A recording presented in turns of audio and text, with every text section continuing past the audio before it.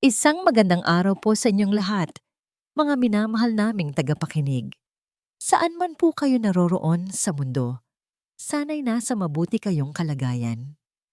Samahan niyo po akong muli, ang inyong lingkod, sa pagbubukas ng isa na namang aklat ng buhay, isang kwentong susubok sa ating mga puso at sa ating pananaw sa pag-ibig.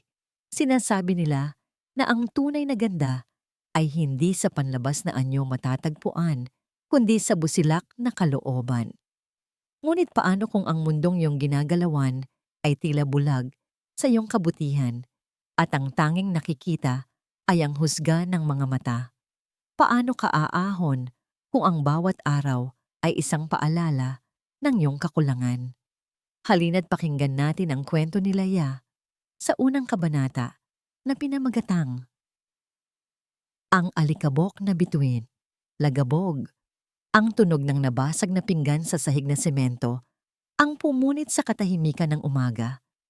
Agad na nanlamig ang mga kamay nila Iya at ang kaninang inaantok pa niyang diwa ay biglang nagising sa takot. Peste ka talagang bata ka. Wala ka nang ginawang tama.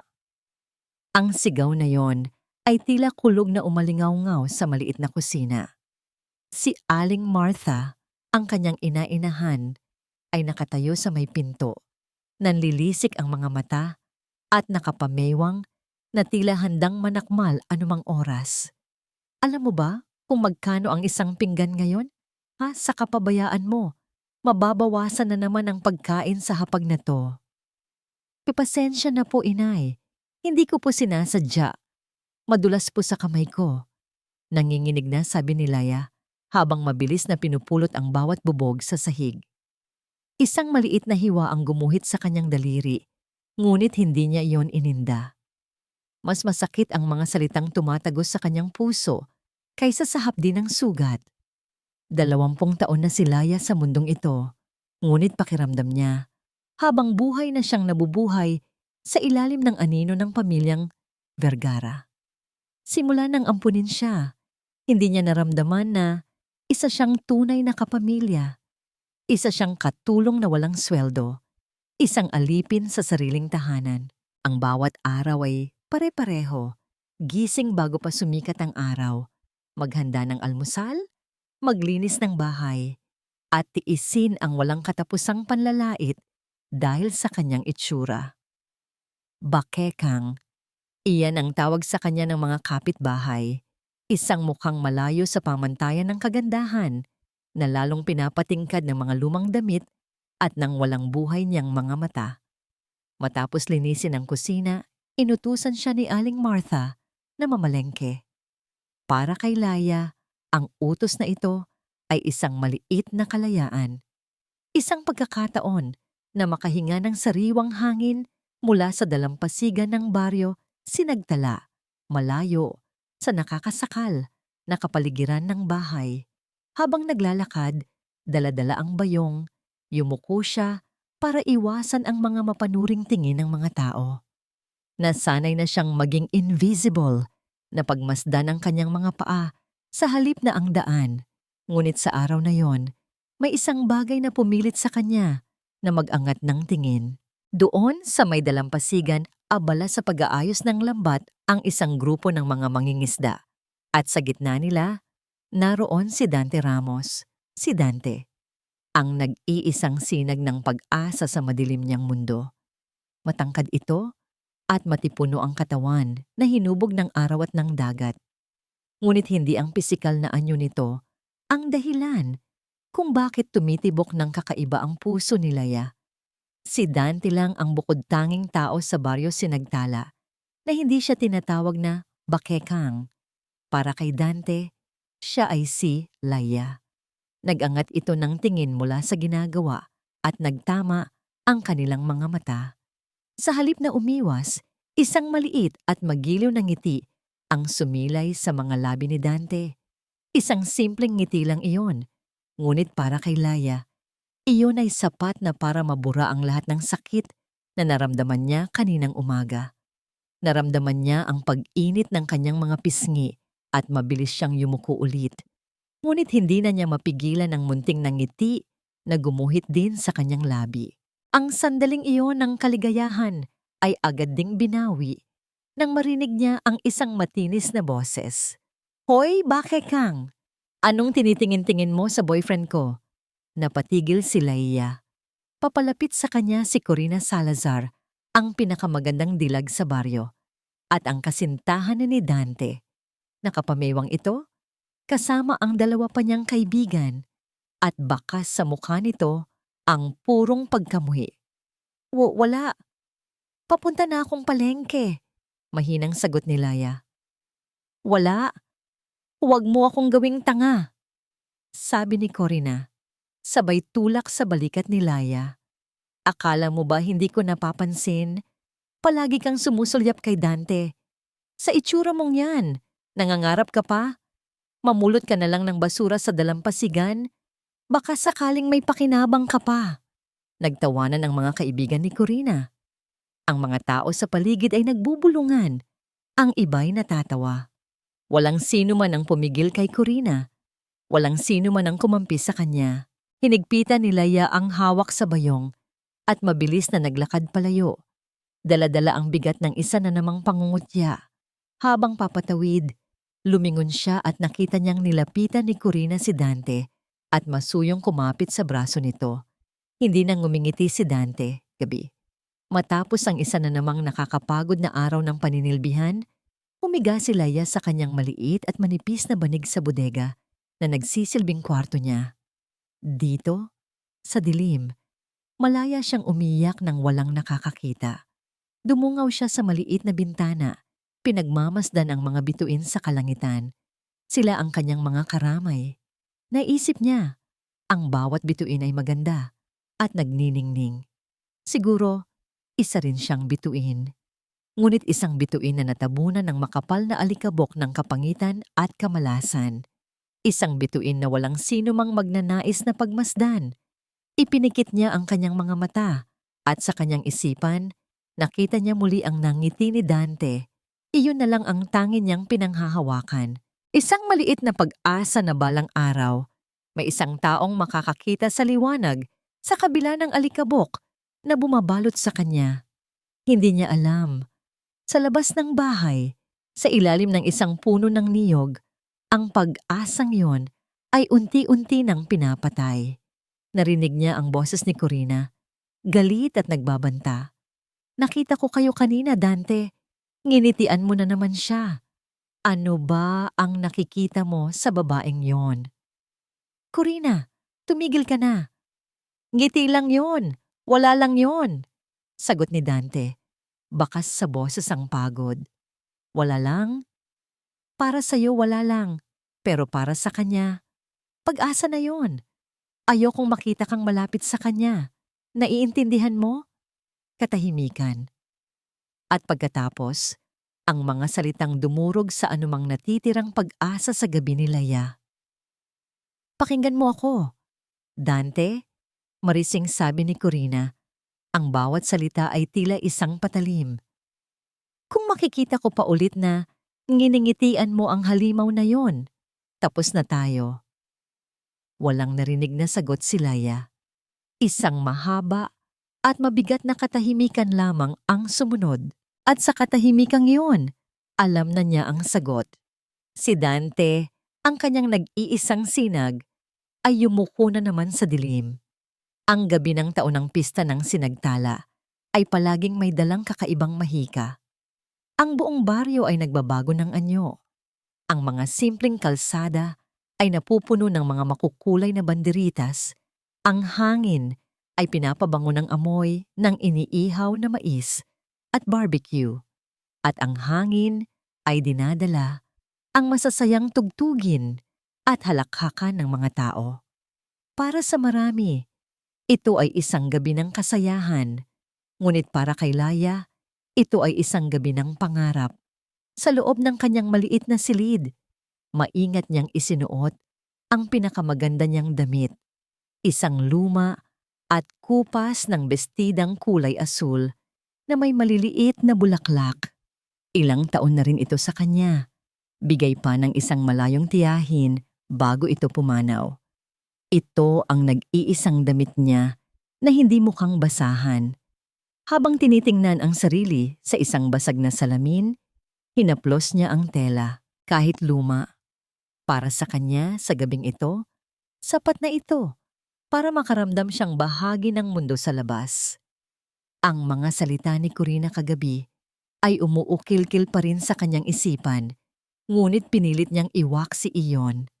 Baka sakali, bulong niya sa sarili, baka sakali, sa gitna ng maraming tao, sa ilalim ng mga ilaw ng pista, makita niya ako. Hindi bilang si Bakekang, kundi bilang si Laya. Taglay ang munting pag-asang yon, lumabas siya ng bahay. Hindi siya pinansin ni na Aling Martha, na abala sa pakikipagkwentuhan sa mga kapitbahay. Mas mabuti na yon.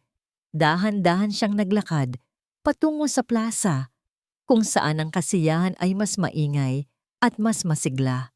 Ang puso niya ay kumakabog sa bawat hakbang, isang halo ng kaba at pananabik. Ngunit pagtapak niya sa gilid ng plaza, ang lahat ng mainit na pakiramdam na yon ay biglang nanlamig. Ayan na pala ang bituin ng gabi. Isang pamilyar na boses ang nanguyam. Hinarang siya ni Corina at ng kanyang mga alipores. Nakataas ang kilay ni Corina. Sinusuri si Laya mula ulo hanggang paa na may halong pandidiri. Wow, nag-ayos ka pa talaga, ha? Akala mo ba may pag-asa kang mapansin sa suot mong yan na basahan? Nagtawanan ang mga kasama nito. Yumuko na lamang si Laya at sinubukang lampasan sila. Dadaan lang ako, sabi niya sa mahinang boses. Ngunit hinarangan ni Corina ang kanyang daan. Saan ka pupunta? Sa entablado? Kakanta ka ba para sa amin, Bakekang? O baka naman sa sayaw? Lalong lumakas ang tawanan. Ang mga tao sa paligid ay nagsimula ng magtinginan. Ang iba'y nagbubulungan, ang iba'y hayagang nakangisi. Pakiramdam ni Laya ay unti-unti siyang nilalamon ng lupa sa hiya. Gusto na niyang tumakbo, magtago, ngunit ang kanyang mga paa ay tila napako sa kinatatayuan. Hayaan mo na siya, Corina, sabi ng isa sa mga kaibigan nito, ngunit may ngiti sa labi. Tingnan mo, naawa na ako. Baka umiyak yan. Hayaan. Ngumisi si Corina. Isang mapanganib na kislap ang lumitaw sa kanyang mga mata. Magsisimula pa lang ang saya. Sa isang iglap, habang papalapit si Laya sa gilid ng entablado, kung saan mas maraming tao, sinasadyang itinapilok ni Corina ang sarili at itinulak ng malakas si Laya. Nawalan ng balanse si Laya. Ang kanyang mga kamay ay iwinasiwas sa hangin. Sinusubukang kumapit sa kahit ano, ngunit huli na ang lahat. Isang malakas na plakda ang narinig. Bumagsak siya, hindi sa tuyong lupa, kundi sa isang malaking putik na naipon mula sa natapong tubig sa gilid ng kalsada. Isang sandali ng katahimikan. Pagkatapos, isang malakas na hagiggikan ang pumuno sa buong plaza. Ang tawanan ay tila isang alon na paulit-ulit siyang hinahampas. Ang malamig at malagkit na putik ay dumikit sa kanyang damit, sa kanyang buhok, sa kanyang mukha. Ang kanyang pinakamagandang bestida, ang simbolo ng kanyang munting pangarap ngayong gabi, ay wala nang pinagkaiba sa isang basahan. Nanginginig siyang sinubukang bumangon. Ang kanyang mga mata, na lumalabo dahil sa namumuong luha, ay desperadong naghahanap sa gitna ng nagtatawa ng mga mukha. At doon, nakita niya si Dante. Nakatayo ito, hindi kalayuan. Nakatingin sa kanya. Hindi ito tumatawa, ngunit wala rin itong ginagawa. Ang mukha nito ay blanko, isang maskara ng pagkalito at takot. Sa mga mata ni Laya, isang tahimik na pagsusumamo ang nabuo. Dante, tulungan mo ako! Tila narinig ng lahat ang kanyang hindi sinasabing dasal. Ang tawanan ay humina, at ang atensyon ng lahat ay napunta kay Dante. Hinihintay nila kung anong gagawin niya. Lumapit si Corina kay Dante, at parang ahas na pumulupot sa braso nito. Tumingin si Corina kay Dante, Isang tingin na puno ng pagbabanta. Huminga ng malalim si Dante. Nag-iwas ito ng tingin mula kay Laya at tumingin sa mga taong nakapaligid. At nang magsalita ito, ang bawat salita ay tila isang punyal na direktang tumusok sa puso ni Laya. "Pakiusap, Laya," sabi niya. Ang boses niya ay malakas para marinig ng lahat. "Umalis ka na. Lumayo ka sa akin. Nahihiya ako para sa'yo. Nahihiya ako para sa'yo." Ang mga salitang iyon ay umalingaw-ngaw sa kanyang isipan, mas malakas pa kaysa sa panibagong bugso ng tawanan mula sa mga tao. Iyon na, ang pagsabog, hindi sa entablado, kundi sa loob ng kanyang dibdib. Ang munting bituin ng pag-asa na kanyang iningatan ay tuluyan ng sumabog at naging abo. Hindi na niya alam kung paano siya nakatayo. Ang kanyang mga binti ay kumilos ng kusa. Tumakbo siya. Tumakbo siya palayo sa plaza. Palayo sa mga mapanghusgang mata. Palayo sa mga halakhak. Palayo sa lalaking dumurog sa kanyang puso. Ang mga luha ay malayang dumaloy sa kanyang mga pisngi, humahalo sa putik na bumabalot sa kanyang mukha.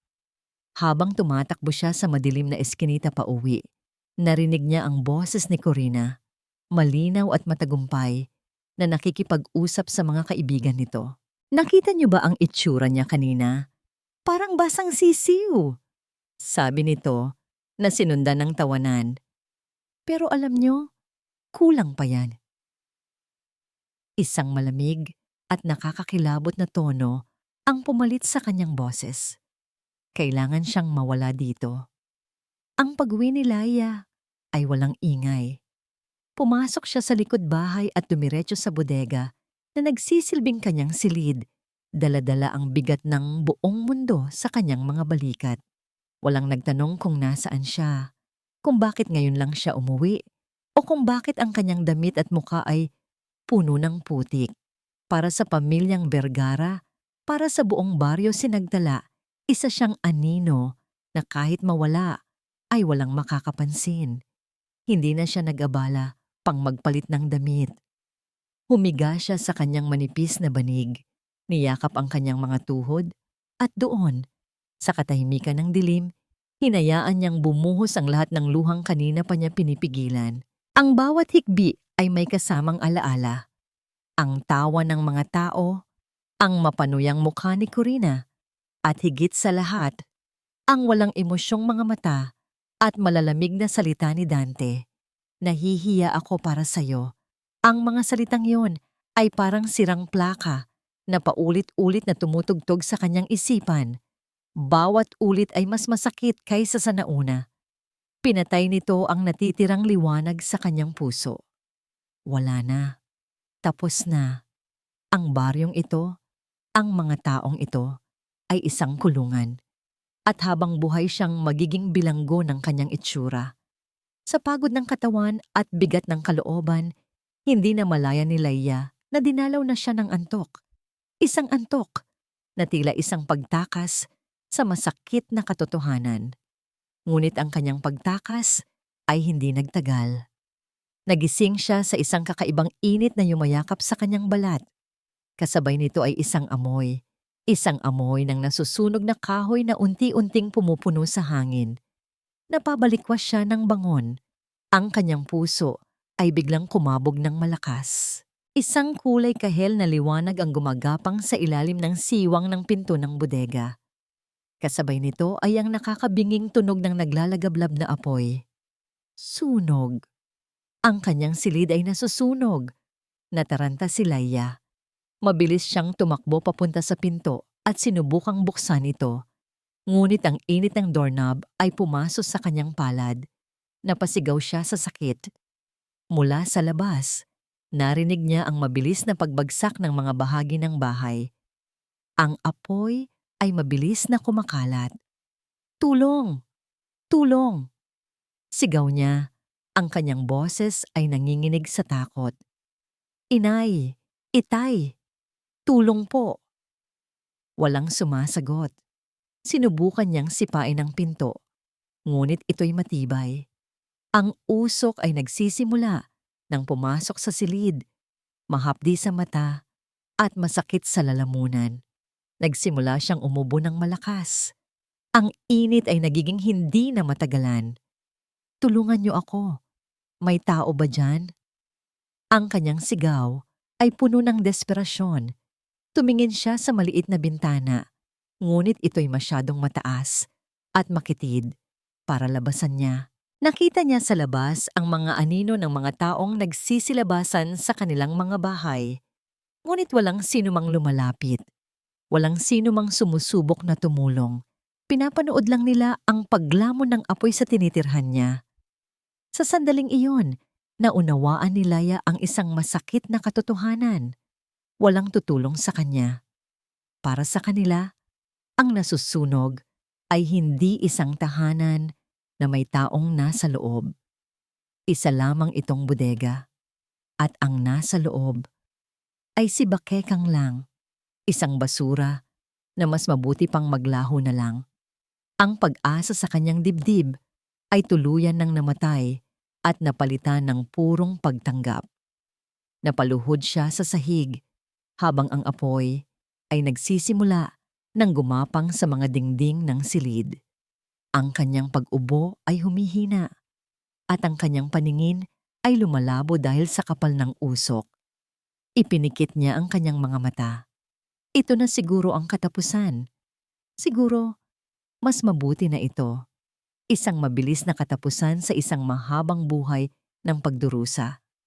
Wala nang sakit. Wala nang pangungutya. Kapayapaan na lang nang siya'y malapit ng mawalan ng malay habang tinatanggap na ang kanyang kamatayan. Blag! Isang malakas na kalabog ang yumanig sa buong silid. Ang pinto ay bumagsak. Sa gitna ng nagliliyab na apoy, isang figura ang tumambad, isang babae. Nakasuot ito ng eleganteng itim na damit na tila hindi nababagay sa kaguluhan. Ang kalahati ng kanyang muka ay natatakpan ng isang itim na bilong sida. Ngunit nakikita ni Laya ang determinasyon sa mga mata nito. Mabilis itong pumasok sa nag-aapoy na silid na tila hindi iniinda ang init. Bago pa man makapag-react si Laya, marahan ngunit mabilis siyang binuhat ng babae. Naramdaman ni Laya ang lambot ng tela ng damit nito at ang lakas ng mga braso nito. Inilabas siya nito mula sa impyernong yon patungo sa malamig na hangin ng gabi. Inihihiga siya sa damuhan, malayo sa sunog. Ang huling nakita ni Laya bago siya tuluyang lamunin ng dilim ay ang mga matang nakatitig sa kanya. Mga matang puno ng awa, ng galit, at ng isang emosyong hindi niya mapangalanan. At bago siya mawalan ng ulirat, narinig niya ang isang boses na kalmado, makapangyarihan, at puno ng isang pangakong hindi niya maintindihan. "Magiging maayos ang lahat, anak ko. Narito na si nanay." Ang unang nagparehistro sa kamalayan ni Laya ay ang amoy. Amoy ng gamot at antiseptiko. Isang amoy na malinis at dayuhan sa kanyang pangamoy na sanay sa alat ng dagat at alikabok ng baryo sinagtala. Sumunod ang pakiramdam. Nakahiga siya sa isang malambot na bagay, mas malambot pa sa pinakamahal na unan na nahawakan niya sa buong buhay niya. May mga tubo na nakakakabit sa kanyang kamay at isang mapurol na sakit ang kumikirot sa buo niyang katawan. Isang paalala ng apoy na halos tumupok sa kanya. Dahan-dahan niyang iminulat ang kanyang mga mata. Isang puting kisame ang sumalubong sa kanya. Lumingon siya sa paligid. Nasa isang kwarto siya na hindi niya kailanman mapapanaginipan. Maluwag, maliwanag, at puno ng mga makabagong kagamitan na kumikislap. Ito ay isang silid sa ospital, ngunit tila isang silid sa isang mamahaling hotel. Sinubukan niyang bumangon, ngunit isang matinding kirot ang pumigil sa kanya. Napadaing siya. "Dahan-dahan lang, iha." Isang boses, kalmado at puno ng awtoridad ang narinig niya mula sa gilid. Doon, nakaupo sa isang silya ang babaeng nagligtas sa kanya. Wala na ang bilong tumatakip sa mukha nito. Isang babaeng nasa mga huling bahagi ng 40, May eleganteng ganda at mga matang tila kayang basahin ang kaluluwa ng sinumang kaharap. Sa sino po kayo? Nasaan ako? Tanong ni Laia, ang kanyang lalamunan ay tuyo at ang kanyang boses ay paos. Ang pangalan ko ay Diwata Legarda. Sagot ng babae, isang maliit na ngiti ang sumilay sa kanyang mga labi. At nasa isang pribadong ospital ka sa Switzerland, ligtas ka na. Switzerland? Ang pangalan ng lugar ay parang isang salita mula sa ibang mundo. Paano siya nakarating dito? Tila nabasa ni Diwata ang kanyang iniisip. Ako ang nagdala sa iyo rito. Kailangan mo ng pinakamahusay na mga doktor at narito sila. Biglang may naalala si Laia. Ang apoy, ang sakit, ang kanyang mukha. Nanginginig niyang itinaas ang kanyang kamay upang kapain ang sariling mukha. Ngunit ang nahawakan niya ay hindi balat, kundi isang makapal na balot ng benda.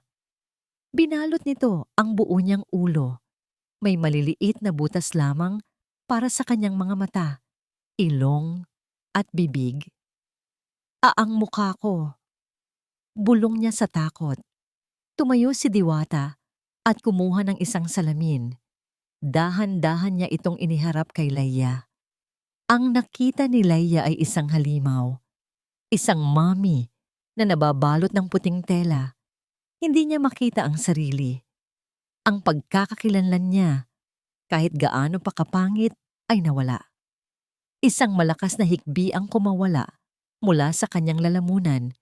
Isang tunog ng purong dalamhati at pagkasira. Ang babaeng tinawag na Bakekang, ang babaeng kinutya ng lahat, ay wala na. At ang pumalit ay isang nilalang na walang muka. Patahimikin mo ang iyong sarili, Laia. Mahinahong sabi ni Diwata, ngunit may diin sa bawat salita. Inilapag nito ang salamin. Ang mukhang iyan, ang buhay na yan, ay tapos na. Binigyan kita ng pangalawang pagkakataon. Pagkakataon para saan? Humihikbing tanong ni Laia. Para mabuhay ng ganito? Mas mabuti pa sanang namatay na lang ako sa sunog. Para sa paghihiganti. Simpleng sagot ni Diwata. Natigilan si Laia. Ang salitang iyon, paghihiganti, ay tila isang kidlat na gumising sa kanyang manhid na diwa. Lumapit si Diwata at umupo sa gilid ng kanyang kama. Alam ko ang pakiramdam ng maliitin, ng tapak-tapakan dahil lang sa panlabas na anyo. Ang mundong ito ay malupit sa mga taong katulad natin noon, Laia. Pero ang kapangyarihan, ang pera, binabago nito ang lahat. May kinuha si Diwata mula sa isang mamahaling leather briefcase, isang folder. Binuksan niya ito sa harap ni Laia. Sa loob ay mga litrato at dokumento. Nandoon ang pamilyang Vergara, nakangiti sa labas ng kanilang bahay. Nandoon si Corina, suot ang isang magarang bestida. At nandoon si Dante, masaya sa piling ni Corina sa pista. Ilang sandali, matapos siyang ipahiya. Habang tinitingnan ni Laia ang mga litrato, nagsiklop ang kanyang mga kamao. Isang apoy, mas mainit pa sa sumunog sa kanya, ang biglang nag-alab sa kanyang dibdib. Habang ang mga taong ito ay masayang nabubuhay, nagpapatuloy sa kanilang mga buhay na parang walang nangyari. Siya'y halos mamatay, nag-iisa at walang awa. Bibigyan kita ng bagong buhay, pagpapatuloy ni Diwata. Ang kanyang boses ay tila isang matamis na lason, isang bagong mukha, isang edukasyon sa pinakamahuhusay na paaralan sa Europa. Gagawin kitang mas mayaman at mas makapangyarihan kaysa sa kanila. At pagdating ng araw, babalik ka sa Baryo Sinagtala at ipapakita mo sa kanilang lahat kung sino ang tunay na basura. Kumuha si Diwata ng isa pang papel. Isa itong sketch. Isang dibuho ng isang mukha ng babae. Hindi lang ito maganda. Ito ay perpekto. Isang mukha na may matang nangungusap ng talino, mga labing may pahiwatig ng kapangyarihan, at isang kabuuang aura na hihingi ng respeto mula sa sino mang makakakita. Isang mukha na hindi kailanman matatawag na bakekang. Ito, sabi ni Diwata, ang magiging itsura mo. Nakatitig lamang si Laia sa dibuho. Hindi makapaniwala. Isang anghel. Iyon ang mukhang iyon. Maaari ba siyang maging ganoon? Maaari ba niyang makuha ang lahat ng iyon? Tila isang panaginip. Ngunit ang sakit ng kanyang mga paso, ang alaala ng pagpapahiya, ay napakatotoo. Kumuha si Diwata ng isang pluma at isang dokumento na mukhang kontrata. Inilapag niya ito sa ibabaw ng kumot ni Laia. May isang kondisyon, sabi ni Diwata. Ang kanyang mga mata ay seryoso. Sa oras na pumirma ka rito, mamamatay na ang Laia Magdiwang na mahina at kaawa-awa. Isang bagong babae ang isisilang mula sa kanyang mga abo. Isang babaeng walang kinikilalang awa, na may iisang layunin lamang, ang bawiin ang lahat ng kinuha sa kanya doble. Nanginginig na tiningnan ni Laia ang pluma, pagkatapos ay ang kontrata. Ito ang kanyang punto ng walang balikan, ang kanyang kasunduan sa isang diwata o demonyo, hindi niya tiyak. Ngunit habang muling sumasagi sa kanyang isipan ang mukha ni Dante na tumatalikod sa kanya, ang tawa ni Corina at ang apoy na lumalamon sa kanya, ang kanyang pag-aalinlangan ay napalitan ng bakal na determinasyon. Dahan-dahan niyang kinuha ang pluma. Nanginginig pa rin ang kanyang kamay, ngunit sa pagkakataong ito, hindi dahil sa takot. Ito ay dahil sa galit at sa isang bagong silang na pag-asa. 5 taon. 5 taon ng pawis, luha at dugo. 5 taon ng walang tigil na pag-aaral, ng masasaklap na operasyon at ng mahigpit na pagsasanay sa ilalim ng mapanuring mga mata ni Diwata. 5 taon na ibinura ang pangalan ni Laia Magdiwang sa mundo at ipinanganak ang isang bagong nilalang mula sa kanyang mga abo. Ang pinto ng private jet ay bumukas at isang malamig na hangin mula sa Maynila ang sumalubong sa kanya. Ngunit ang babaeng bumaba sa hagdanan ay hindi na nanginginig sa lamig o sa takot. Siya si Hiraya Montenegro. Nakasuot siya ng isang puting business suit na tila hinulma sa kanyang perpektong katawan. Ang kanyang buhok ay itim na itim, nakaayos sa isang eleganteng bun na lalong nagpapatingkad sa kanyang matalim na panga at matangos na ilong. Isang pares ng mamahaling sunglasses ang nagtatago sa kanyang mga mata, ngunit hindi nito maitatago ang aura ng kapangyarihan na bumabalot sa kanya. Bawat hakbang ng kanyang stiletto heels sa tarmac ay may bigat at tiwala sa sarili. Isang linya ng mga nakasuot na lalaki ang naghihintay sa kanya sa ibaba, pinangungunahan ng isang binatang nagngangalang Miguel, ang kanyang executive assistant. "Welcome back to the Philippines, Ma'am Hiraya," bati nito, sabay yuko ng bahagya.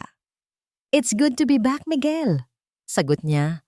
Ang kanyang boses ay kalmado at kontrolado.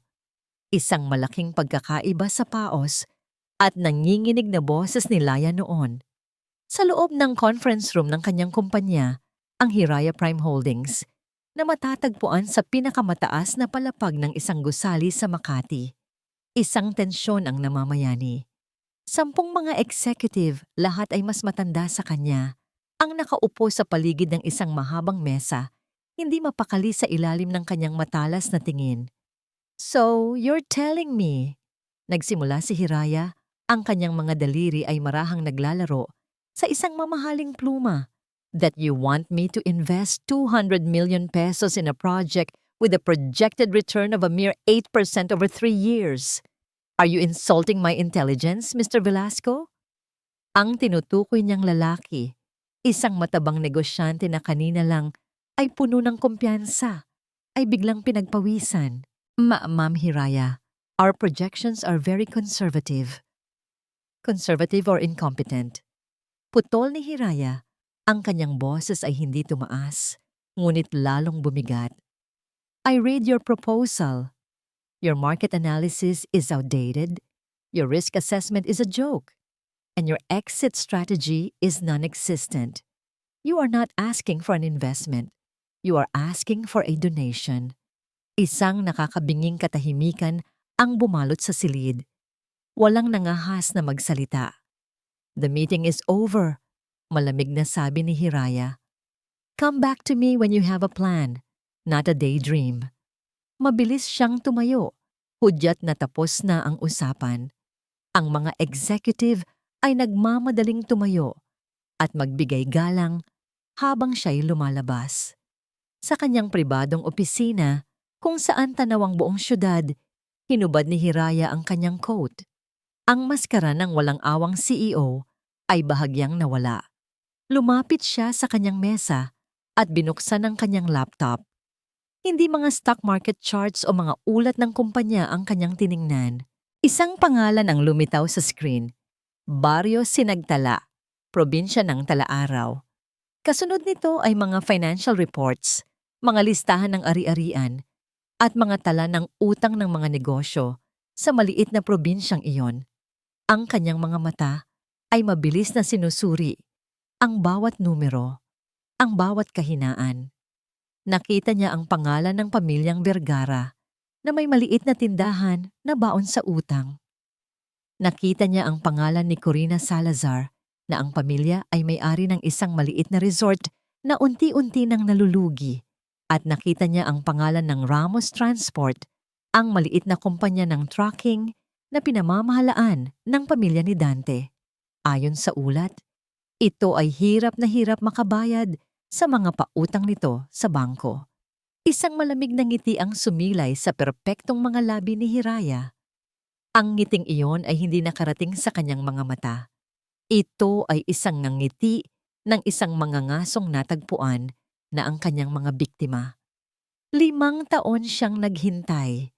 5 taon siyang nagplano. Ngayon, magsisimula na ang pangangaso. Pinindot niya ang intercom. Miguel, come in. Agad na pumasok ang kanyang assistant. Yes, ma'am? I want you to handle something personally. Utos ni Hiraya. Hindi inaalis ang tingin sa screen. May isang maliit na kumpanya sa probinsya ng Talaaraw. Ramos Transport. Alamin mo, kung aling mga bangko ang may hawak ng kanilang mga pautang, bilhin mo ang lahat ng iyon. Hindi nagtanong si Miguel. Tumangulang ito. Understood, ma'am. I'll get it done immediately. Nang makalabas si Miguel, sumandal si Hiraya sa kanyang upuan. Ipinikit niya ang kanyang mga mata. Sa isang saglit, hindi ang nagtataas ang mga gusali ng Makati ang kanyang nakita, kundi ang isang maliit na bodega na nilalamon ng apoy. Narinig niya ang tawanan ng mga tao, naramdaman niya ang sakit ng putik sa kanyang mukha, at nakita niya ang mukha ni Dante. Tumatalikod. Pagmulat niya ng kanyang mga mata, wala nang bakas ng sakit. Tanging lamig at determinasyon na lamang ang naroon.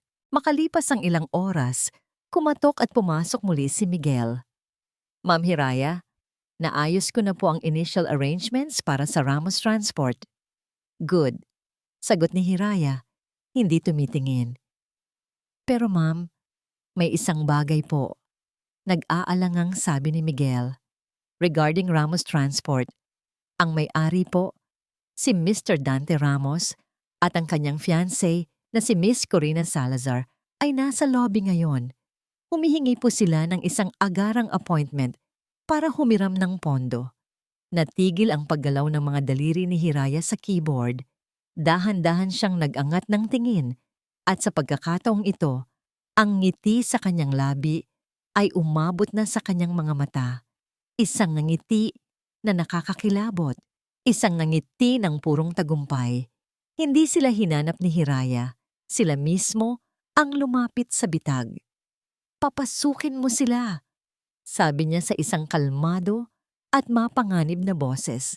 Nakatayo si Hiraya sa likod ng kanyang malawak na mahogany desk. Ang kanyang likod ay nakaharap sa pinto, habang pinagmamasdan ang nagtataas ang mga gusali sa labas ng bintana. Isang huling sandali ng katahimikan bago magsimula ang palabas. Huminga siya ng malalim. Pinapakalma ang multo ni Leia na nagwawala sa loob niya. Nang marinig niya ang pagbukas ng pinto, dahan-dahan siyang lumingon, isang nangiting propesyonal at bahagyang mailap ang nakapinta sa kanyang mukha. Ang maskara ay naisuot na. Pumasok sina Dante at Corina at sa isang iglap, tila bumagal ang oras para kay Hiraya. Nakita niya sila hindi bilang mga bisita, kundi bilang mga specimen sa ilalim ng isang mikroskopyo. Si Dante, mayroon pa ring taglay na kakisigan, ngunit ang mga mata nito ay may bakas na ng pagod at pag-aalala. Ang dating kumpiyansa ng isang binatang popular sa baryo ay napalitan ng kaba ng isang taong nalulunod sa problema.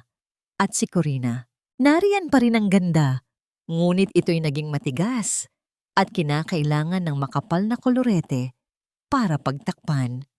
Nakasuot ito ng bestidang masikip at kumikinang, isang pagtatangkang magmukhang mayaman na sa mata ni Hiraya ay sumisigaw lamang ng desperasyon. Magandang umaga, bati ni Hiraya. Ang kanyang boses ay malambing, ngunit may bigat ng autoridad. Please, have a seat. I am Hiraya Montenegro. Ang unang reaksyon ni Dante ay pagkamangha. Napatitig ito, ang kanyang bibig ay bahagyang nakabukas. Ang babaeng nasa harap niya ay hindi lang maganda. Ito ay tila isang diwata na bumaba mula sa langit. Nababalot ng aura ng kapangyarihan na hindi niya pa nakikita kailanman. Walang bahid ng pagkilala sa kanyang mga mata. Tanging purong paghanga. Ngunit iba ang reaksyon ni Corina. Agad niyang naramdaman ng banta. Ang paraan ng pagtingin ni Dante sa babaeng ito ay nagpaalab sa kanyang selos. Ngumiti siya ng pilit at agad na umupo. Hinihila si Dante sa tabi niya na tila binabakura ng kanyang pag-aari. Kami po ang mula sa Ramos Transport, Miss Montenegro. Nagsimulang magpaliwanag si Dante. Medyo nauutal habang inilalatag ang kanilang mga dokumento sa mesa. Kami po ay humihingi ng tulong pinansyal para palawakin ang aming negosyo at bayaran ang ilang mga obligasyon. Habang nagsasalita si Dante, si Hiraya ay nakatitig lamang. Isang ekspresyon ng seryosong interes ang nasa kanyang mukha. Ngunit sa loob-loob niya, pinagtatawanan niya ang bawat salita. Ang proposal na inilatag nito ay mahina at walang direksyon. Ngunit hinayaan niya itong magsalita. Pinakiramdaman ang bawat pag-aalangan sa boses nito. Ang bawat patak ng pawis na namumuo sa noo nito. Ang aming pamilya ay kilala sa buong probinsya, sabad ni Corina. Sinusubukang ipagmayabang ang kanilang estado. Malakas ang aming mga koneksyon doon, kaya sigurado po kami sa aming tagumpay kung kami inyong tutulungan. Dito nakita ni Hiraya ang kanyang pagkakataon. Tumingin siya kay Corina, isang kilay ang bahagyang tumaas. Connections are good, Mrs. Salazar, but in modern business, logistics and scalability are paramount. Can you show me in your proposal the feasibility study on how you plan to scale your operations beyond Tala Araw without compromising your profit margins due to rising fuel and maintenance costs? Natigilan si Corina. Ang mga salitang logistics at scalability ay tila alien sa kanyang pandinig. Ang ibig kong sabihin ay, ang ibig sabihin ng aking fiancé. Mabilis na sabad ni Dante, sinusubukang sagipin si Corina, ay mayroon kaming tiwala ng mga tao. Tiwala does not pay the bills, Mr. Ramos. Mahinahong putol ni Hiraya. Pagkatapos ay ngumiti siya ng matamis kay Dante, isang ngiti na tila nagsasabing, naiintindihan kita, pero ako ang mas nakakaalam. Inabot ni Dante ang isang folder, ang huling alas nila. Narito po ang aming mga financial statements. Habang inaabot ito ni Hiraya, sinadya niyang dumaplis ang kanyang mga daliri sa kamay ni Dante. Isang saglit na pagdampi lamang yon. Ngunit para kay Dante, tila ito'y isang kuryenteng gumapang sa kanyang buong katawan. Agad siyang namula at napaiwas ng tingin. Naramdaman ni Hiraya ang pagbabago. Ang multo ng sakit mula sa nakaraan ay panandali ang bumisita, ngunit agad itong napalitan ng isang malamig na kasiyahan. Ganyan kadali, sabi niya sa sarili. Isang dampi lang, at ang lalaking dumurog sa'yo ay nasa iyong mga palad na. Ang lahat ng ito ay hindi nakaligtas sa mga mata ni Corina. Nakita niya ang pamumula ni Dante. Nakita niya ang panandaliang pagdampi ng mga kamay. Ang kanyang mga kuko ay bumaon sa palad ng kanyang nakakuyom na kamao. Matapos ang ilang sandali ng pagbabasa, kahit nasa ulado na niya ang bawat detalye, isinara ni Hiraya ang folder.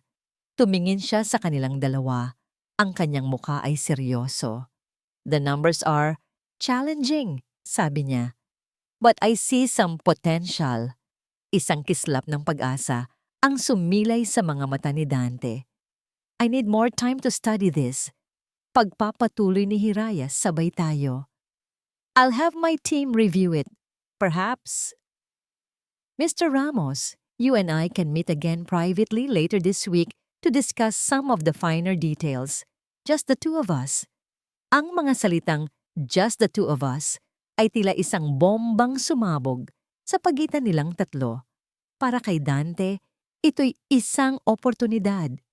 Para kay Corina, ito'y isang deklarasyon ng giyera. Of course, Miss Montenegro, maraming salamat po. Halos sabay na sabi ni Dante, puno ng pasasalamat. Ngumiti lang si Hiraya. My assistant will contact you. Thank you for coming. Nang makalabas na sila sa opisina, ang propesyonal na ngiti ay dahan-dahang naglaho sa mukha ni Hiraya. Lumapit siya sa bintana at pinanood ang pag-alis ng sasakyan nila mula sa parking lot. Ang unang hakbang ay tapos na. Ang lason ay naitanim na. Ngayon, kailangan na lang niyang hintayin itong kumalat. Sa loob ng elevator, ang katahimikan sa pagitan ni Dante at Corina ay mabigat at puno ng tensyon. Pagdating nila sa lobby, hindi na nakatiis si Corina.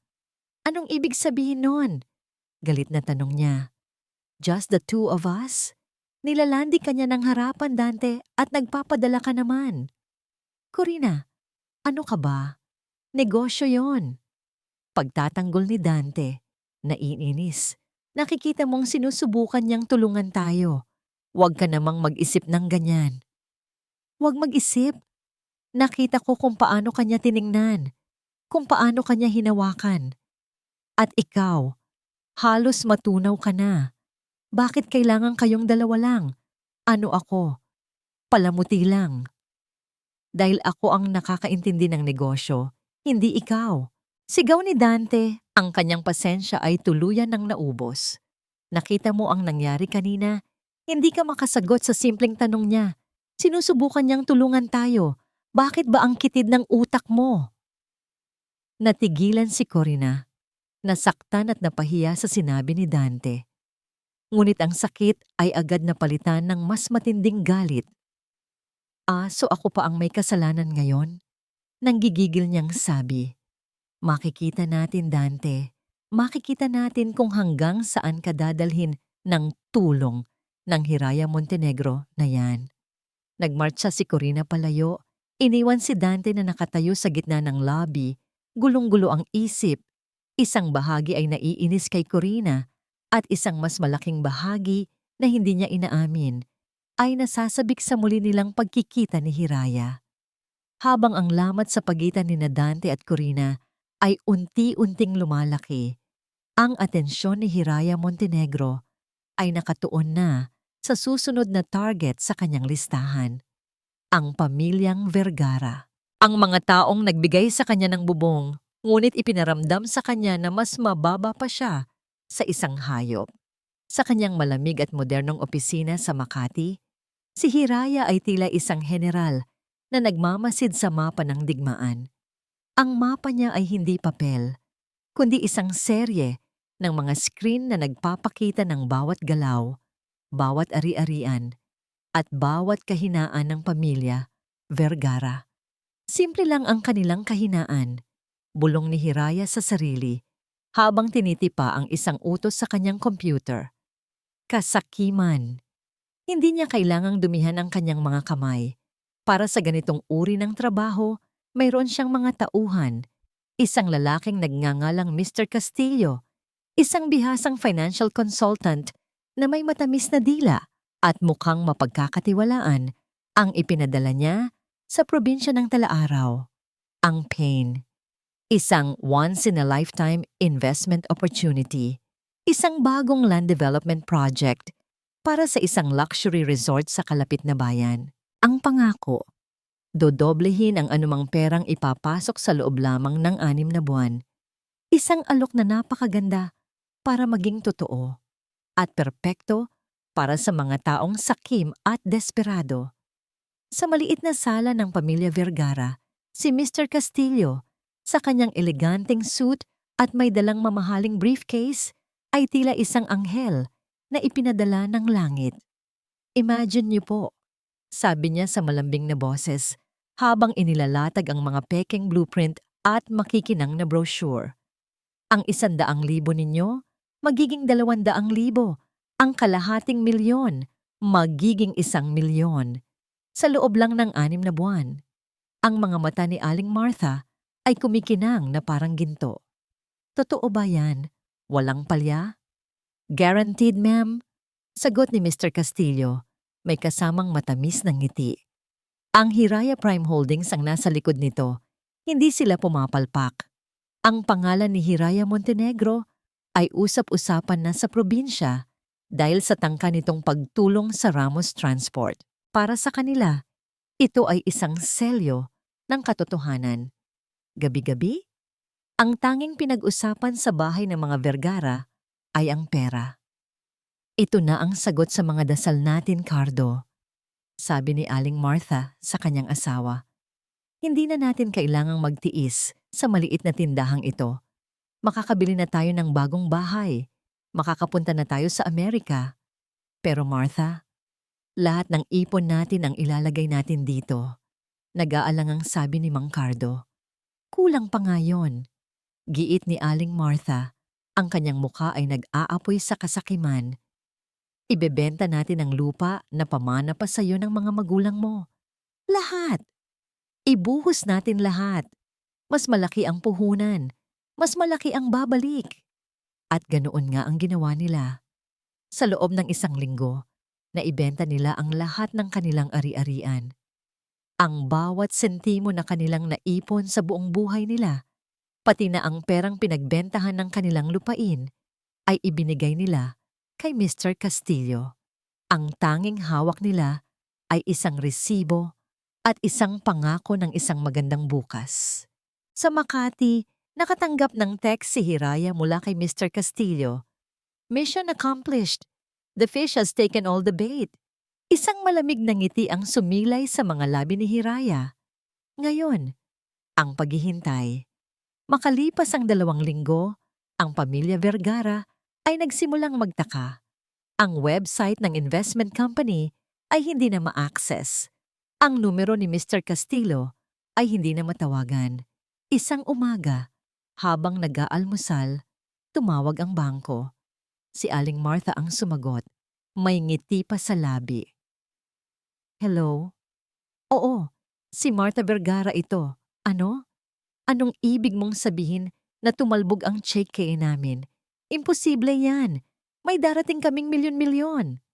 Nagbago ang ekspresyon sa mukha ni Aling Martha habang nakikinig sa kabilang linya. Ang kulay rosas niyang pisngi ay unti-unting namutla. Ang kanyang kamay na may hawak ng telepono ay nagsimulang manginig. Ano? Hindi maari. Nang ibaba niya ang telepono, para siyang isang estatwang binuhusan ng malamig na tubig. Tumingin siya kay Mang Cardo. Ang kanyang mga mata ay nanlalaki sa takot. Cardo, wala na. Ang investment, ang kumpanya, wala na. Isa itong scam. Ang mga salitang yon ay tila isang bombang sumabog sa kanilang maliit na bahay. Kinabukasan ang bangko ay dumating. Kasama nila ang mga pulis. Dahil sa hindi nabayarang mga utang at sa pagkawala ng lahat nilang pera, ang kanilang bahay at tindahan ay kinumpiska. Mula sa di kalayuan, sa loob ng isang itim na kotse na may tinted na salamin, pinanood ni Hiraya ang lahat. Pinanood niya ang paglalabas ng kanilang mga gamit sa kalsada. Pinanood niya ang pagpako ng isang malaking karatula sa kanilang pinto. Foreclosed.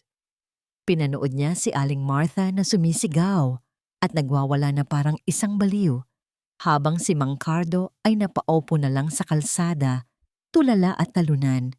Naalala ni Hiraya ang araw na nabasag niya ang pinggan. Ang sigaw ni Aling Martha. Ang sakit. Ang kahihiyan. Ito ay para doon. Bulong niya sa sarili. Inaasahan niyang makakaramdam siya ng nag-uumapaw na tagumpay. Ngunit sa halip, ang naramdaman niya ay isang tahimik at malamig na espasyo sa kanyang dibdib. Ang paghihiganti ay hindi kasing tamis ng inaakala niya. Nang paalis na ang kotse, si Mang Cardo, sa gitna ng kanyang pagkawasak, ay biglang napatigil. May pumasok sa kanyang isipan. Ang lahat ng ito ay masyadong perpekto, masyadong planado. Hindi ito ordinaryong scam. Ito ay isang atake. At ang pangalang Hiraya Montenegro, meron itong kakaibang pamilyaridad. Nanginginig siyang pumasok sa kaisa-isang natirang kwarto na hindi pa nagagalaw at binuksan ang isang lumang baul. Hinalungkat niya ang mga lumang dokumento at litrato. At doon, sa ilalim ng lahat, nakita niya ang isang kupas na litrato. Isang litrato ng isang grupo ng mga manggagawa sa isang malaking hasyenda. Mahigit 20 taon na ang nakalipas. Sa gitna ay ang anak ng may-ari, isang dalagita na may eleganteng tindig, ngunit may malungkot na mga mata. Isang dalagitang kilala niya. Nabitawan ni Mang Cardo ang litrato. Ang kanyang muka ay nabalot ng pagkaunawa at purong takot. Ang pangalan ng dalagita sa litratong yon ay Diwata Legarda. Hindi. Bulong niya sa hangin. Ang kanyang boses ay nanginginig. Hindi maaari. Ang mundo ni Dante Ramos ay gumuho ng hindi pa unti-unti, kundi sa isang bagsakan. Nagsimula ito sa isang opisyal na sulat mula sa bangko. Isang sobrang kulay kape na may bigat ng isang malaking bato. Nang buksan niya ito, ang mga salitang nakasulat sa legal na lengguwahe ay tila walang kahulugan sa simula. Notice of foreclosure, default in payment, immediate seizure of assets. Ngunit sa ilalim ng lahat ng iyon, iisa lang ang ibig sabihin. Tapos na. Ang Ramos Transport, ang negosyong itinayo ng kanyang lolo, ipinasa sa kanyang ama, at ngayon ay nasa kanyang mga kamay, ay mawawala na. Ang mga truck na minamaneho niya mula pa noong binatilyo siya, ang mga garahe na amoy langis at pawis ng kanyang ama, lahat ng ito ay kukunin sa kanya. Ang pangalan ng Ramos, na dati may kaakibat na respeto sa kanilang probinsya, ay magiging simbolo na ngayon ng kabiguan. Ang huling pag-asa niya, ang application niya sa Hiraya Prime Holdings, ay tinanggihan din. Isang maikli at malamig na email lang ang natanggap niya. Walang paliwanag, walang pangalawang pagkikita. Pagkatapos siyang paasahin, bigla na lang siyang binitawan. Umuwi siya sa kanilang maliit na bahay, dala-dala ang bigat ng kabiguan. Naabutan niya si Corina na abala sa pag-aayos ng sarili sa harap ng salamin. Anong nangyari? Tanong nito. Hindi man lang siya tinitingnan.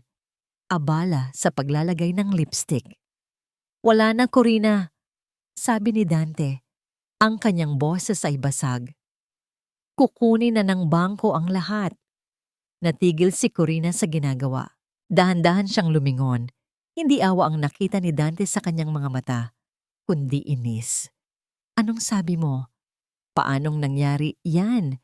Akala ko ba ayos na ang lahat dahil sa Hiraya na yan? Tinanggihan niya tayo, sagot ni Dante. Tumawa si Corina, isang tawang walang saya, puno ng pang-uuyam. Sabi ko na nga ba? Sabi ko sa'yo, niloloko ka lang ng babaeng yon. Nagpadala ka naman sa mga ngiti niya. Ayan, anong napala natin na ngayon? Wala. Nga nga. Corina, hindi ito ang oras para magsisihan. Pagod na, sabi ni Dante. Kailangan nating mag-isip ng... Mag-isip! Putol ni Corina. Tumayo ito at hinarap siya. Ang maganda nitong mukha ay nababalot na ngayon ng galit. Ako, nag-iisip na ako, Dante. Matagal na. Habang ikaw ay nagpapantasya dyan sa CEO mong mukhang anghel, ako ay gumagawa ng paraan para sa kinabukasan ko. Anong ibig mong sabihin? May nakilala ako. Sabi ni Corina. Ang kanyang boses ay malamig at walang pakialam. Isang negosyante mula sa Maynila. Mayaman siya, Dante. Kaya niyang ibigay sa akin ang buhay na hindi mo kayang ibigay. Parang sinaksak si Dante. Hindi lang sa negosyo siya nabigo. Pagkatapos ng lahat, Corina, ganito lang kadali para sa'yo? Hinubad ni Corina ang singsing na suot niya. Ang singsing na pinag-ipunan ni Dante ng 1 taon. Ibinato niya ito sa sahig. Ang maliit na tunog ng pagtama nito sa semento ay tila isang putok ng baril sa kanilang katahimikan. Ayoko nang maghirap, Dante, sabi ni Corina habang kinukuha ang kanyang nakaimpake ng maleta sa gilid. At lalong ayoko nang maging asawa ng isang talunan. Tumalikod ito at naglakad palabas ng pinto. Iniwan si Dante na nakatayo sa gitna ng sala, napapaligiran ng mga guho ng kanyang buhay. Ang babaeng minahal niya, ang negosyong ipinagmamalaki niya, ang dangal niya. Lahat ay nawala sa isang iglap, gabi. Natagpuan ni Dante ang sarili sa isang maliit at maingay na bar sa bayan. Isang bote ng beer ang kaharap. Ang alak ay hindi nakakatulong para makalimot. Sa halip, binubuksan nito ang mga sugat na matagal na niyang sinubukang ibaon. Habang nakatitig sa baso, ang isipan niya ay lumipad pabalik. Hindi sa mga problema sa bangko, hindi sa pag-alis ni Corina, kundi sa isang gabi 5 taon na ang nakalipas. Ang gabi ng pista, bigla niyang nakita nang malinaw ang lahat. Ang itsura ni Laia na bumagsak sa putik. Ang desperasyon sa mga mata nito habang humihingi ng tulong.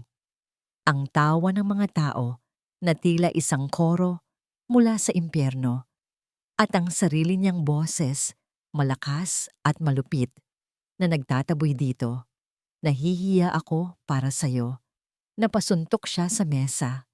Sa unang pagkakataon, naramdaman niya ang bigat ng kasalanan na yon, hindi bilang isang simpleng pagkakamali, kundi bilang isang kasalanang mortal. Ang duwag niyang pananahimik ang nagsimula ng lahat ng ito. Ang kanyang karuwagan ang nagbigay daan sa kalupitan ni Corina. Ang kanyang karuwagan ang dumurog sa isang pusong ang tanging kasalanan ay ang umibig sa kanya. Uminom pa siya ng isang bote. Habang lalong nalalasing, isang kakatwang ideya ang nabuo sa kanyang isipan. Si Hiraya Montenegro. Ang paraan ng pagtingin nito, ang talino sa kanyang mga mata, ang determinasyon, mayroong isang bagay sa kanya. Isang bagay na pamilyar na nakatago sa ilalim ng perpektong mukha at mamahaling damit. May isang bagay sa kanya na nagpapaalala sa kanya. Hindi. Imposible, sabi niya sa sarili. Sabay iling. Lasing lang ako. Nababaliw na ako. Ngunit ang ideya ay hindi na umalis. Isang binhi ng duda ang naitanim. Bakit sila? Bakit ang pamilya Vergara na bigla na lang nalugi? Bakit parang may isang hindi nakikitang kamay na sinisira ang lahat ng bagay na konektado sa gabing iyon ng pista? Ubos na ang kanyang pera. Ubos na ang kanyang pag-asa. Wala na siyang babalikan. Ngunit may isang bagay na natitira sa kanya.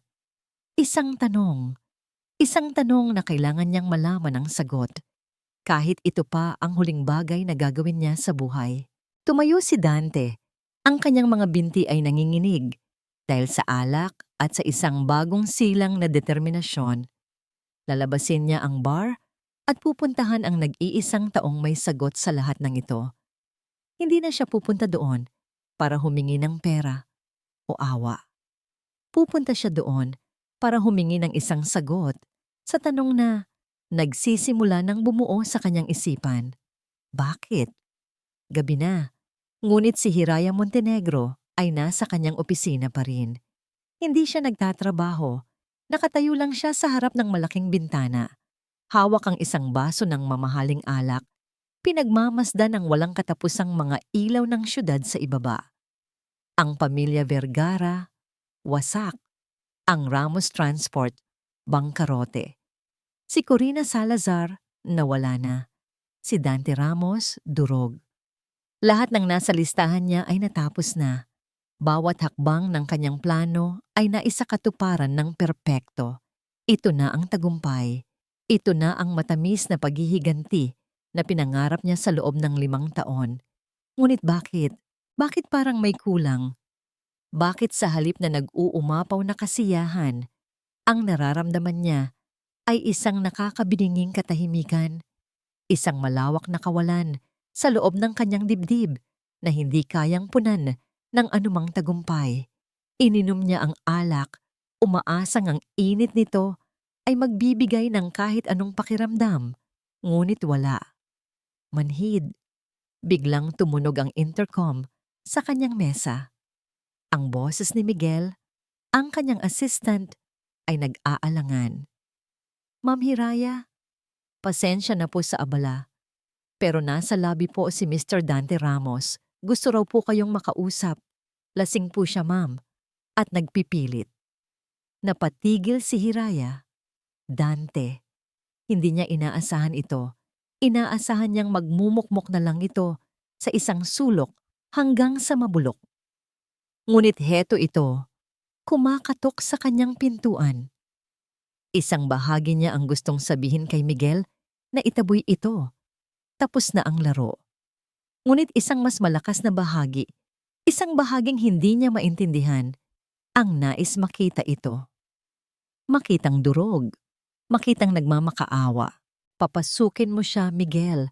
Utos niya. Ang kanyang boses ay malamig at walang emosyon. At iwan mo kaming dalawa. Ilang sandali pa, bumukas ang pinto. Pumasok si Dante. Ang dating makisig na lalaki ay isa na nga ngayong anino ng kanyang dating sarili. Ang kanyang damit ay gusot, ang kanyang buhok ay magulo, at ang kanyang mga mata ay mapula at puno ng pinaghalong galit, kalituhan, at matinding kalungkutan. Amoy alak siya. Hindi ito umupo. Tumayo lang ito sa gitna ng malawak na opisina. Tinitingnan siya, hindi bilang isang CEO, kundi bilang isang tao. Bakit? Iyon lang ang sinabi niya. Isang salita. Ngunit puno ng bigat ng lahat ng nawala sa kanya. Tinaasan siya ng kilay ni Hiraya. Ang maskara ng CEO ay muling isinuot. I don't know what you're talking about, Mr. Ramos. You're drunk. You should leave. Huwag mo na akong lokohin. Sabi ni Dante, ang kanyang boses ay nanginginig, ngunit may bagong tuklas na tapang. Ito, lahat ng ito, ang pagbagsak ng negosyo namin, ang pag-alis ni Corina, ang pagkawasak ng mga Vergara, masyadong perpekto, masyadong konektado, at lahat ng ito ay nagsimula noong dumating ka. May isang tanong lang ako, Miss Montenegro, anong nagawa ko sa'yo?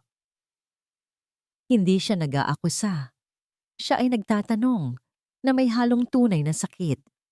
Natahimik si Hiraya. Ito na ang sandaling hinintay niya. Ang sandali kung saan luluhod ang kanyang kaaway at magtatanong kung bakit. Ngunit ang inaasahan niyang saya ay wala roon. Dahan-dahan siyang naglakad papalapit dito. Ang bawat hakbang ay mabigat. Huminto siya sa harap nito. Sapat na ang lapit para makita niya ang bawat linya ng pighati sa mukha nito. Hindi mo talaga ako naaalala, di ba? Mahinang tanong niya. Ang boses niya ay nawalan na ng formalidad. Napalitan ng isang bagay na mas personal. Isang bagay na masakit. Naguluhan si Dante. Anong ibig mong sabihin? Hindi na nagsalita si Hiraya. Dahan-dahan, itinaas niya ang kanyang kamay at hinawi ang ilang hibla ng buhok na tumatakip sa kanyang sentido. Sa ilalim nito, sa perpektong balat na nilikha ng siyensya, ay may isang maliit, halos hindi na makitang peklat. Isang peklat na nakuha niya noong bata pa siya, nang mahulog siya sa isang puno habang sinusubukang abutin ng isang saranggula. Isang peklat na tanging isang tao lang sa mundo ang nakakaalam kung paano niya nakuha. Tumingin si Hiraya sa mga mata ni Dante. Hindi mo naaalala ang peklat na to, Dante? Tinitigan ni Dante ang peklat. Ang kanyang lasing na isipan ay naglakbay pabalik sa nakaraan. Isang batang babae na umiiyak. Isang saranggola.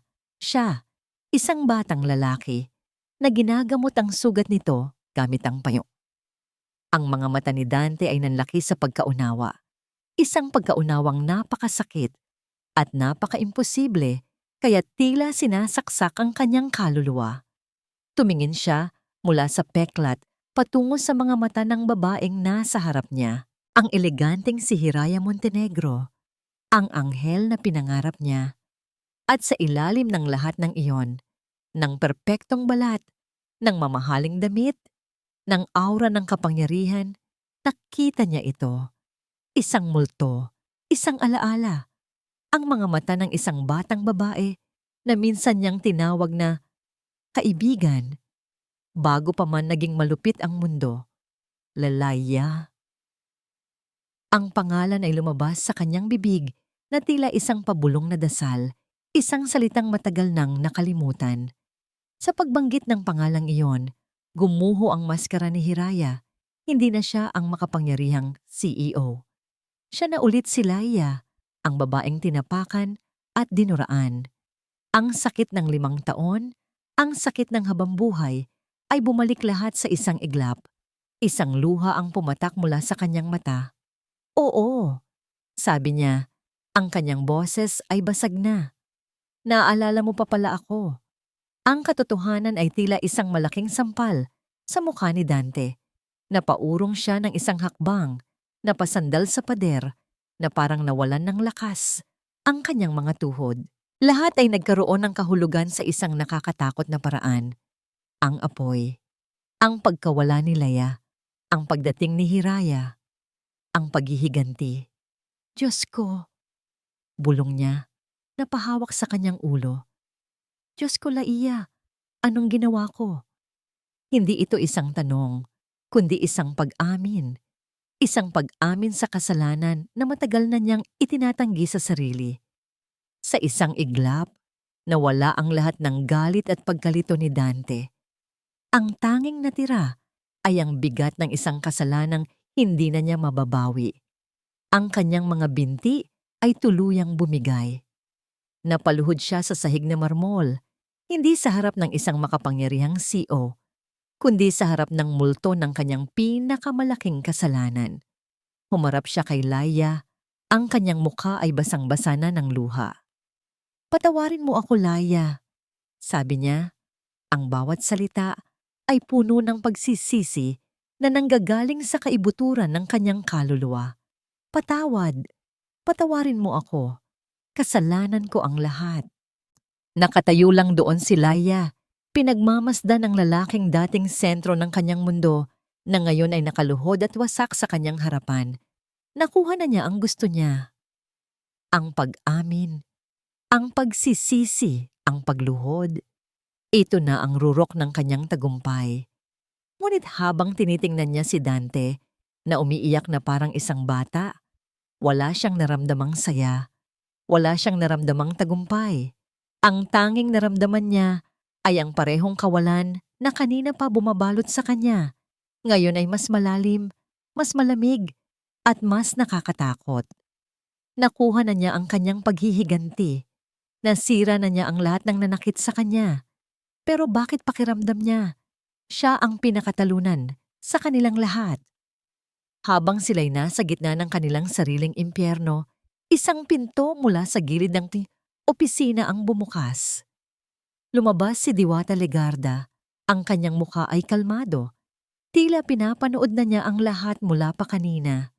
Tumingin siya sa nakaluhod na si Dante. Pagkatapos ay kay Laya na tulala. "Magaling, anak ko," sabi ni Diwata sa isang boses na walang bahid ng emosyon. "Ngayon, nakikita mo na, ang paghihiganti ay hindi kailanman sapat." Ang mga salitang yon at ang paraan ng pagkasabi nito ay tila isang malamig na kamay na humaplos sa batok ni Laya. Bigla siyang nagkaroon ng isang nakakakilabot na realisasyon. Ang lahat ng ito, ang kanyang pagbabago, ang kanyang yaman, ang kanyang plano, marahil ay hindi lang para sa kanya. Marahil isa lang siyang instrumento, isa lang siyang kasangkapan para sa mas malalim at mas madilim na paghihiganti ng babaeng nasa harap niya. Ang mga salita ni Diwata ay nakabitin sa hangin, malamig at matalim. Ang paghihiganti ay hindi kailanman sapat. Ikinumpas ni Laya ang kanyang kamay kay Miguel, na agad namang pumasok para tulungan ang tulala, at nakaluhod pa ring si Dante na makatayo at makaalis. Ang pinto ng opisina ay sumarado at ang dalawang babae na lamang ang naiwan sa malawak na silid. Dalawang babae na konektado sa isang paraang hindi pa lubusang naiintindihan ni Laya. Humarap si Laya kay Diwata. Ang kawalan na kanina'y nararamdaman niya ay napalitan ng isang bagong apoy. Hindi na ito ang apoy ng paghihiganti laban sa baryo Sinagtala. Ito ay isang apoy ng pagdududa at pagtataka. Nakatutok mismo sa babaeng nagligtas sa kanya. Ano yung ibig sabihin nun? Tanong ni Laya. Ang kanyang boses ay nanginginig sa pinipigilang emosyon. Bakit parang mas kilala mo ang sakit na nararamdaman ko? Ginagamit mo lang ba ako, Diwata? Binigyan kita ng kapangyarihan, Laya. Sagot ni Diwata. Ang kanyang mukha ay kalmado pa rin. Binigyan kita ng mga sandata para labanan ang mga umapi sa'yo. Hindi ba't yun ang mahalaga? Hindi lang ito para sa akin, di ba? Giit ni Laya. Humakbang siya palapit. Ang galit mo. Mas malalim, mas personal. Ang sabi ni Mang Cardo bago siya tuluyang umalis. Kilala ka raw niya. Ang pangalan mo, Diwata Legarda, ay pamilyar sa kanya mula pa sa nakaraan. Sa pagbanggit sa koneksyon na yon, isang munting lamat ang lumitaw sa kalmadong maskara ni Diwata. Isang saglit na pagkagulat sa kanyang mga mata. Sagutin mo ako! Sigaw ni Laya. Ang kanyang boses ay umalingaw-ngaw sa buong opisina. Sino ka ba talaga? Isang mahabang katahimikan ang namayani. Tumingin si Diwata sa labas ng bintana. Tila iniiwasan ang nag-aapoy na mga mata ni Laya. Nang muli siyang humarap, ang kanyang muka ay wala ng ekspresyon. Sumama ka sa akin. Sabi lang niya. Ang biyahe papunta sa mansyon ni Diwata, ang bahay diwa, ay tahimik at mabigat. Pagdating doon, hindi sila pumunta sa granding sala o sa dining hall. Sa halip, dinala ni Diwata si Laya sa isang maliit at pribadong silid sa dulo ng isang pasilyo. Ang silid ay puno ng mga libro at mga antigo. Maganda ngunit may aura ng kalungkutan. Mula sa ilalim ng isang lumang aparador, kinuha ni Diwata ang isang maliit at maalikabok na kahon na gawa sa kahoy. Nanginginig ang kanyang mga kamay habang binubuksan niya ito. 5 taon kitang tinuruan kung paano maging malakas, kung paano maging maganda, kung paano maging makapangyarihan. Nagsimulang magsalita si Diwata. Ang kanyang boses ay mahina at puno ng sakit. Pero hindi ko itinuro sa iyo ang pinakamahalagang bagay. Ang pinagmulan ng lahat ng ito. Inilabas niya ang laman ng kahon, mga lumang litrato. Ang unang litrato ay nagpakita ng isang dalagita. Isang dalagitang may malungkot na mga mata, magulong buhok, at isang mukhang malayo sa pamantayan ng ganda, isang mukhang kinukutya at pinagtatawanan, isang mukhang pamilyar. Si sino to? Tanong nila iya, kahit na ang kanyang puso ay nagsisimula ng kumabog sa isang nakakatakot na hinala. Ako yan, sagot ni Diwata. Bago ang pera, bago ang operasyon, bago si Diwata Legarda. Yan ang babaeng tinatawag nilang pangit sa aming probinsya. Ang babaeng walang kaibigan, walang nagmamahal, ang babaeng pinapangarap na sana'y lamunin na lang siya ng lupa. Kinuha ni Diwata ang isa pang litrato. Ito ay isang litrato niya pagkatapos ng maraming operasyon. Maganda na, ngunit may bakas pa rin ng sakit sa kanyang mga mata at sa kanyang sinapupunan ay isang umbok. Buntis siya. Nangako ako sa sarili ko. Pagpapatuloy ni Diwata, ang mga luha ay nagsisimula ng mamuo sa kanyang mga mata. Naiiwanan ko ang lahat ng yon, na ang nakaraan ay mananatiling nakabaon.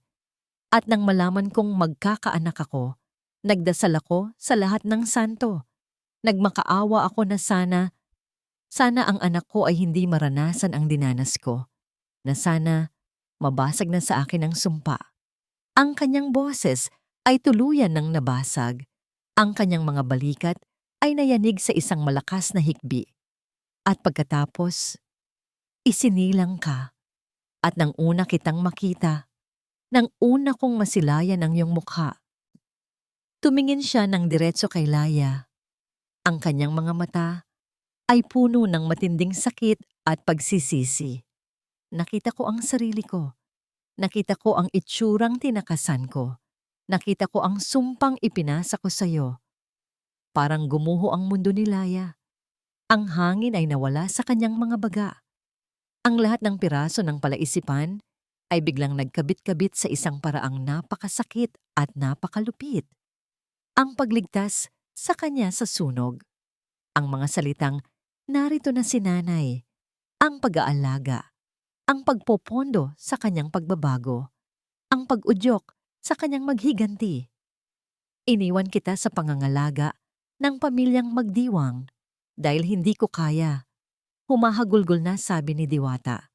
Hindi ko kayang makita araw-araw ang multo ng kahapon ko sa mukha ng sarili kong anak. Tuwag ako. Makasarili ako. At yun ang kasalanan na habang buhay kong pagbabayaran. Humarap si Diwata kay Laya. Ang kanyang mukha ay basang-basa na sa luha.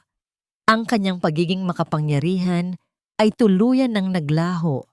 At ang natira na lamang ay isang babaeng wasak at puno ng pagsisisi. Patawarin mo ako, anak. Ako ang nanay mo, Laya. Ang pagsabog ay mas malakas kaysa sa anumang bomba. Ang katotohanan ay mas masakit kaysa sa anumang apoy.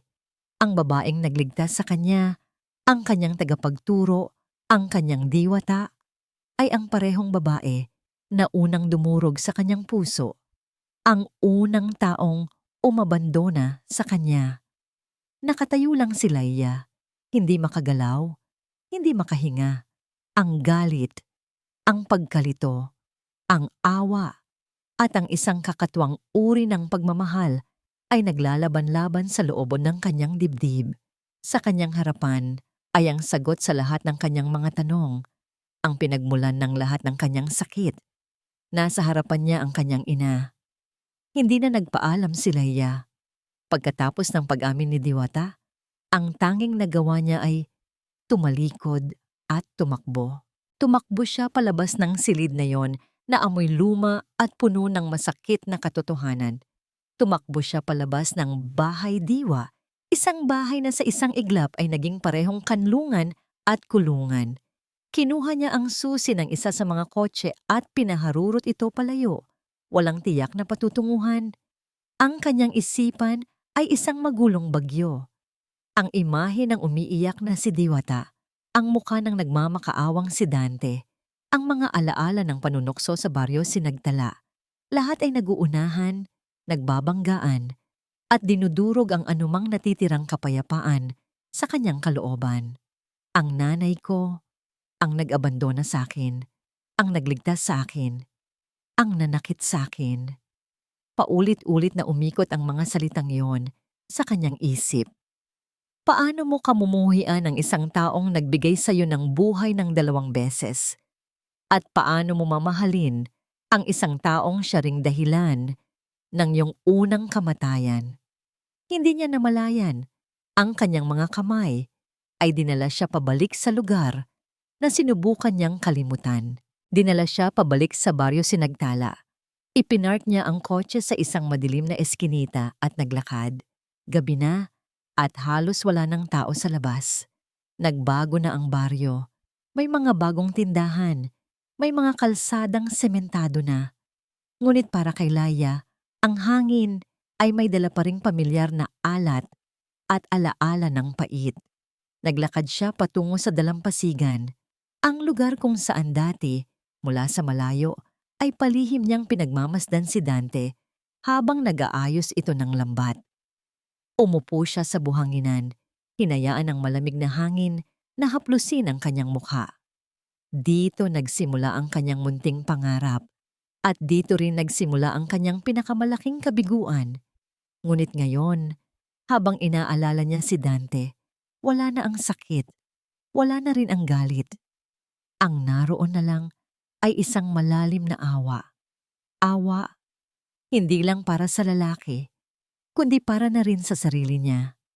Dalawa silang naging biktima. Biktima ng mga pangyayari, ng mga maling desisyon, ng isang paghihiganting hindi naman talaga sa kanila nagmula.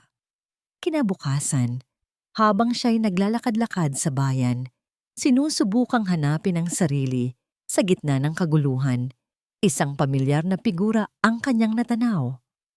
Sa isang construction site, sa ilalim ng tirik na araw, isang lalaki ang nagbubuhat ng mga sako ng semento. Ang kanyang katawan ay mas payat. Ang kanyang balat ay sunog sa araw.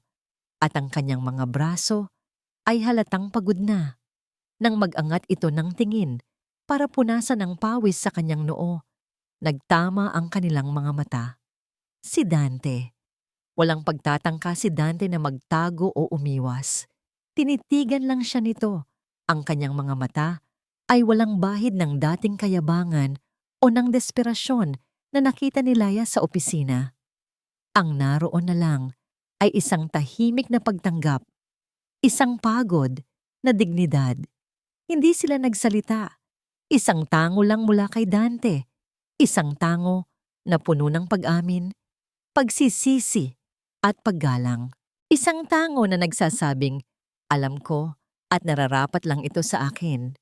Tumango rin si Laya. Isang tango na hindi nagsasabing, nagtagumpay ako. Kundi isang tango na nagsasabing, nakikita kita at sana maging maayos ka. Nagpatuloy si Laya sa paglalakad, ngunit may nagbago sa loob niya. Ang pagkakita kay Dante, hindi bilang isang kaaway na kailangang wasakin, kundi bilang isang taong sinusubukang bumangon muli mula sa abo, ang nagbigay sa kanya ng kalinawan. Ang paghihiganti ay isang lason, at sa pagpapainom niya nito, sa iba, nilalason niya rin ang sarili niya. May isa pa siyang lugar na kailangang puntahan, isang maliit na sementeryo sa labas ng bayan. Doon, sa ilalim ng isang puno ng kalachuchi, ay may 2 puntod. Ang puntod ng mag-asawang magdiwang, ang unang pamilyang kumupkop sa kanya. Sila ang nagbigay sa kanya ng pangalan. Sila ang nagparamdam sa kanya ng tunay na pagmamahal sa loob ng 5 taon, bago sila pumanaw sa isang aksidente at napunta siya sa mga Vergara. Umupo siya sa pagitan ng 2 puntod, hinahaplos ang mga pangalang nakaukit sa lapida. Nanay, tatay, bulong niya. Dito, sa piling ng mga taong tunay na nagmahal sa kanya, hinayaan niyang muling bumuhos ang kanyang mga luha. At habang nakaupo roon, inalala niya ang kwento ni Diwata. Ang litrato ng isang dalagitang pangit at malungkot. Naunawaan niya na ang kanyang ina ay hindi isang halimaw. Siya ay isa ring biktima. Isang biktima ng parehong lipunang humamak sa kanya.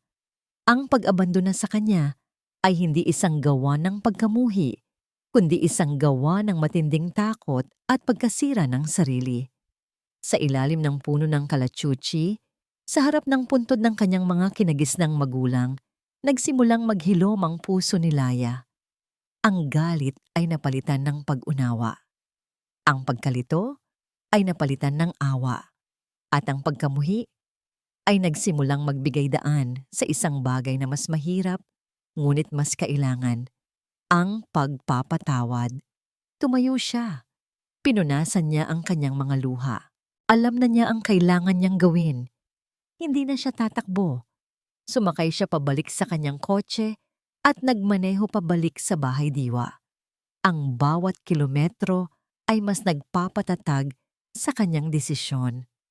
Pumasok siya sa malaking pinto ng mansyon. Tahimik ang lahat. Dahan-dahan siyang naglakad sa mahabang pasilyo. Ang bawat hakbang ay mas tiyak kaysa sa nauna ko.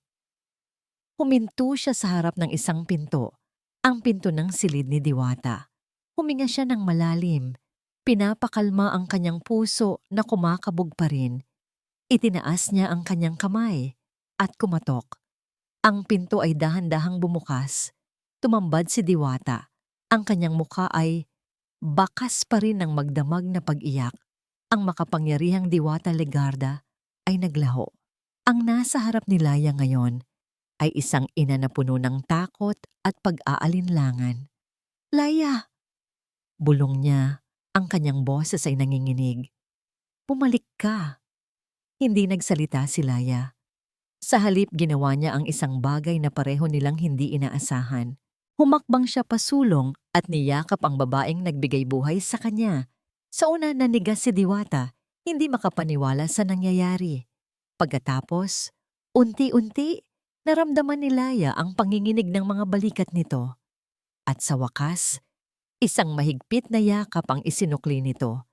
Isang yakap na may bigat ng 25 taon ng pagsisisi, pangungulila, at hindi nasabing pagmamahal. Sa gitna ng tahimik na pasilyo ng bahay diwa, ang dalawang babae, ina at anak, ay umiyak. Sa piling ng isa't isa, hindi ito mga luha ng sakit o galit. Ito ay mga luha ng paglaya, mga luha na humuhugas sa mga sugat ng nakaraan. "Patawad, anak! Patawad!" Paulit-ulit na bulong ni Diwata. "Alam ko po," sagot ni Laya. Ang kanyang boses ay mahinahon na. "Pinapatawad na po kita." "Nay."